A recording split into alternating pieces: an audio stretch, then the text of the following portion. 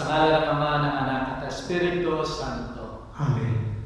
Tayo ngayon ay nasa ikatlong linggo ng muling pagkabuhay ng ating Panginoon. At dito'y sinasabi ng ating Panginoon na huwag tayong mawala ng pag-asa sapagkat kung tatanggapin natin siya, nasa Kanya kasagutan. Subayin niyo ang Panginoon. At sumainyo rin. Pagbasa sa Banal na Ebanghelyo ayon kay Lucas. Luwalhati sa iyo, Panginoon.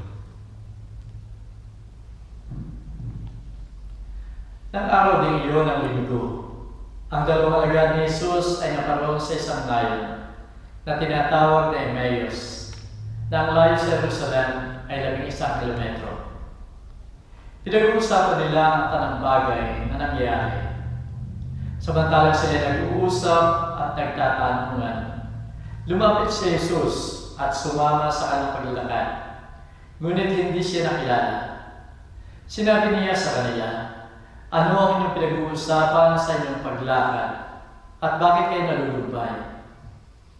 Ang isa sa kanila na nagangalang Cleopas ay sumagot sa kanya, ikaw lamang basa't ang dayuhan sa Jerusalem na hindi nakakaalam ng mga bagay na nangyari roon sa mga araw na ito?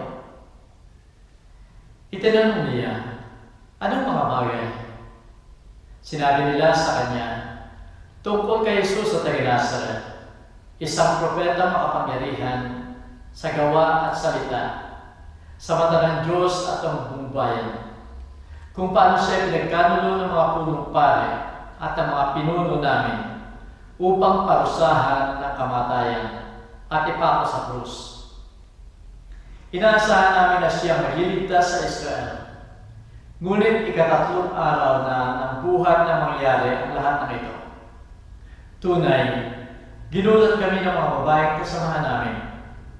Bago magbukang liwayway, naparoon sila sa libingan. At nang hindi nila matagpuan ang katawan ni Jesus, ay nagbalik sila na may balita tungkol sa mga anghel na nagpakita sa kanila at nagsasabing siya ay buhay. Ang ilan ay nagtungo sa libingan at nasumpungan nila ang sinabi ng mga babae, ngunit hindi siya nakita. Na magkakailan sinabi ni Jesus sa kanila, o mga tao kulang sa pagkaunawa, bakit hindi ninyo sampalatayanan ang lahat ng sinabi ng mga propeta? Hindi ba kailangan ang Mesiyas ay magdusa ng mga bagay na ito upang makapasok sa kanyang kaluwalhatian?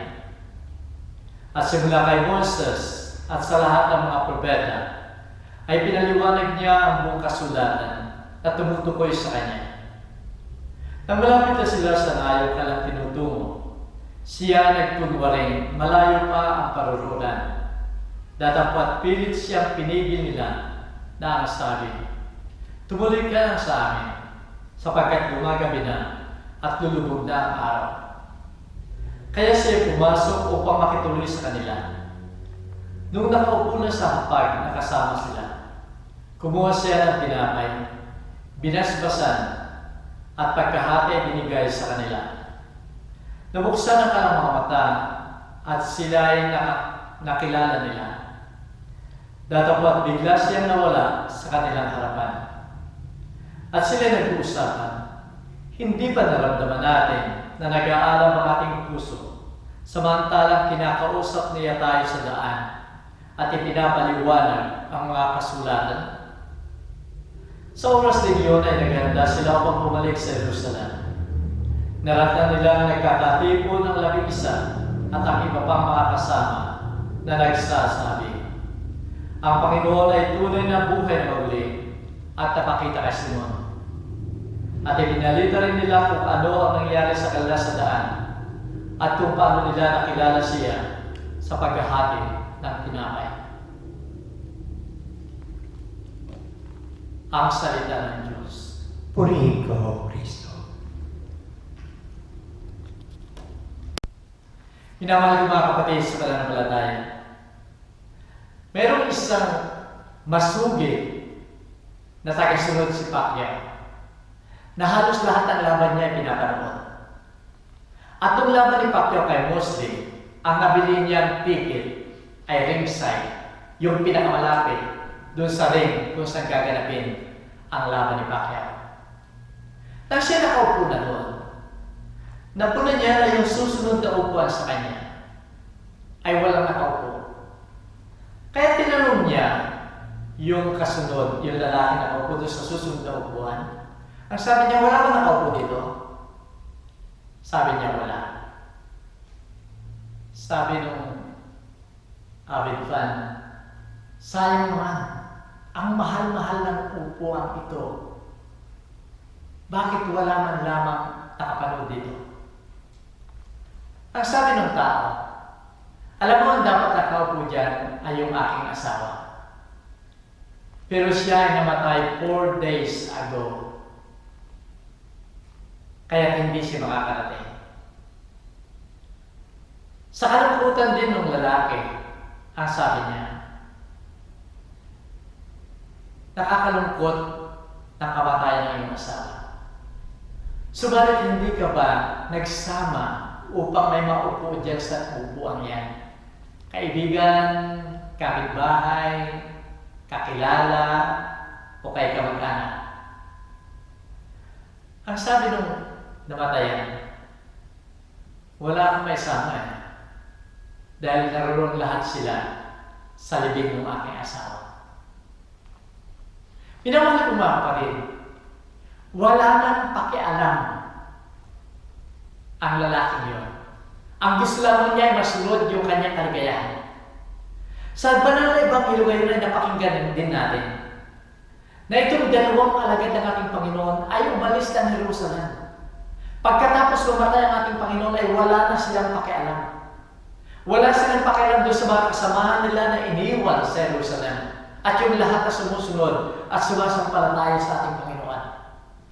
Alam natin na yung mga taong yun ay natatakot din. Natatakot sila nagtatago doon sa mga kaaway at pumatay sa ating Panginoon. Subalit itong dalawang ito ay wala silang pakialam. Ang gusto nila bang nila ay umuwi doon sa kanilang sariling bayan, sa Emmaus. At nang sa ganon, ang buhay nila ay magpatuloy.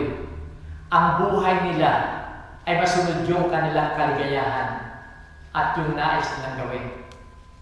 Itong mga alagad na ito ay makikita natin naroon ay nagtatago sa mga pumatay sa ating Panginoon. Isa pa sila nawala na ng pag-asa. Nawala ng pag-asa ang dalawang alagad na ito kaya sila ay bumabalik doon sa kanilang bayan. Yung mga alagad na yun ay nawala na rin ng pag-asa. At dahil dito, hindi nila alam kung anong ginagawa nila. Naroon at takot na takot. Isa pa, hindi lamang sa takot, kundi yung sa ating Panginoon ay parang hindi na sila ligtas sapagkat kung ang ating Panginoon na may kapangyarihan sa lahat, nagagawa niya ang lahat ng miracles, ay namatay na at siya ang leader nila. Kaya para sa kanila ay hindi na sila ligtas at itong pakiramdam ng mga alagad na ito ng kapanahonan yun. Yung tao na namatayan ng asawa ay ganoon din ang pakiramdam. Nawala na siya ng pag-asa at ang gusto lamang niya ay sundin yung kanyang kaligayahan. Minamahal ko mga kapatid, sa banal na Ebanghelyo ngayon ay napakaganda at napakarami nating matututuhan. Sapagkat yung encounter ng mga alagad na ito doon sa ating Panginoon ang magbibigay sa atin ng tunay na liwanag sa lahat ng mga nangyayari sa atin. Sapagkat yung naranasan, yung pakiramdam ng mga alagad ay malimit na papakiramdaman natin. Yung kanilang karanasan, takot, kawalan ng pag-asa, ay ganon din ang nararamdaman malimit natin.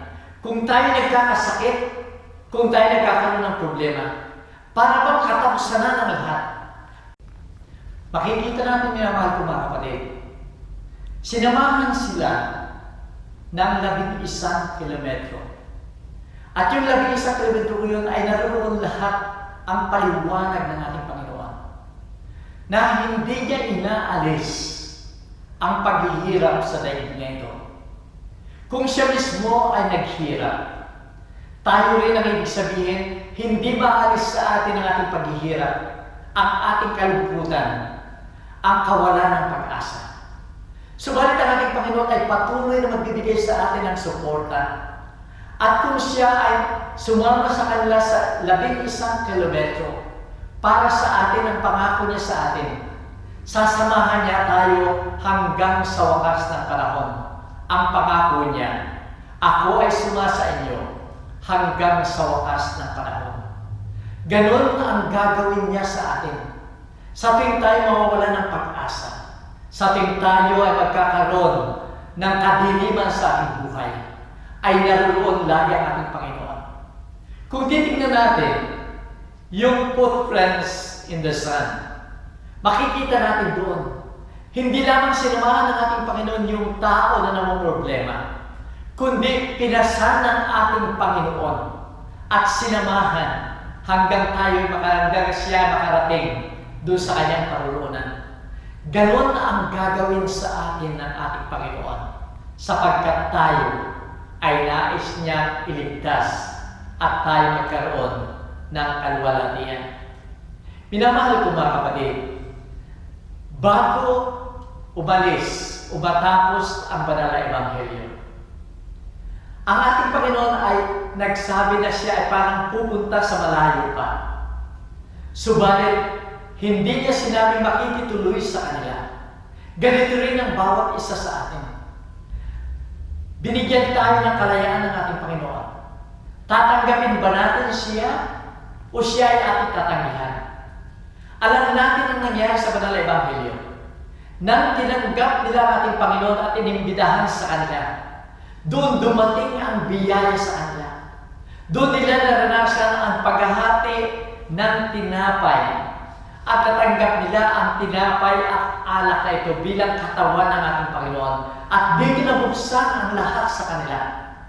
Kaya nga sinasabi nila, hindi ba nag-aalab ang ating puso? Habang ipinapaliwanag niya kasulatan, habang tayo ay nasa daan. Ganon din ang bawat isa sa atin. Kung siya'y tatanggapin natin sa pamamagitan ng pakikinabang, sa pamamagitan ng mga salita na ipinapaliwanag sa atin tungkol sa ating Panginoon, mabubuksan din ang ating isipan, magkakaroon tayo ng pag-asa at magkakaroon tayo ng lakas ng pananampalataya. Kung tayo naman ay tatanggi sa ating Panginoon, kakalimutan natin ang pagdarasal, hindi tayo magsisimba, tayo ang mawawalan. Sapagkat paglayo natin sa ating Panginoon, sa hindi natin pagtanggap sa Kanya, yung mga biyayang kinakailangan natin ay hindi natin makakamtan. Ang ginawa ng mga alagad na makuha na lahat nila ang lahat ng biyaya na ibinibigay ng ating Panginoon pagkatapos ng paghahati ng tinapay ng gabing yon ng ating Panginoon. Sila ay bumalik muli sa Jerusalem. Yung pananampalatayang yun ang nagbigay sa kanila ng lakas ng loob, ng lahat ng biyaya, upang muli ay makiisa sa simbahan. At sa simbahan ito ay malalaman natin at makikita natin na tunay nga na ang Diyos, ang presensya ng Diyos ay nasa atin, sapagkat patuloy siya na mananatili sa ating buhay.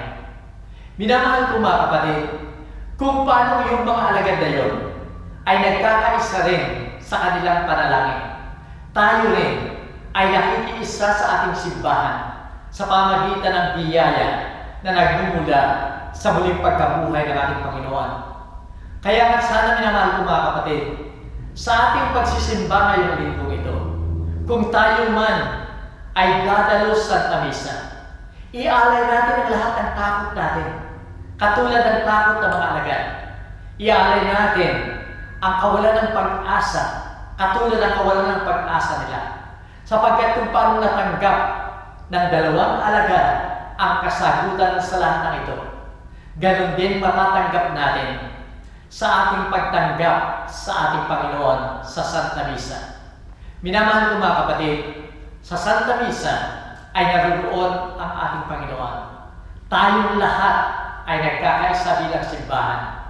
simbahan na sumasamba, sumasampalatay, nagmamahal sa ating Panginoon, at ganoon din naglilingkod sa ating kapwa. Sumayin niyo ang Panginoon. At sumainyo rin. Minamahal ko mga kapatid, alam na natin ang kasagutan ng lahat. Kawalan ng pag-asa, sakit na ating dinaranas. Ang ating Panginoon ang tunay na takbuhan natin sapagkat siya lamang makapagbibigay sa atin ng tunay na ligaya at kaginhawaan. At away pagpalain ko ng makapangyarihang Diyos, Ama, Anak, at ang Espiritu Santo. Amen. Pumayo tayo mamaya pa. Salamat sa Diyos.